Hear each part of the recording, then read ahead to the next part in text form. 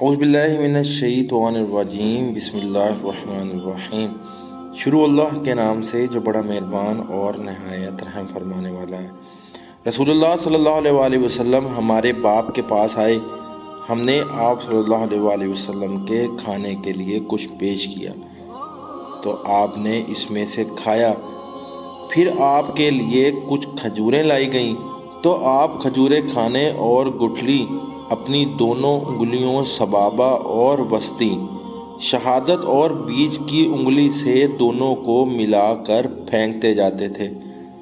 شعبہ کہتے ہیں جو میں کہہ رہا ہوں وہ میرا گمان و خیال ہے، اللہ نے چاہا تو صحیح ہوگا۔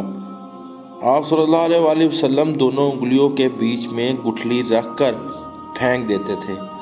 پھر آپ صلی اللہ علیہ وآلہ وسلم کے سامنے پینے کی کوئی چیز لائی گئی تو آپ صلی اللہ علیہ وآلہ وسلم نے پی اور اپنے دائیں جانب ہاتھ والے کو تھما دیا۔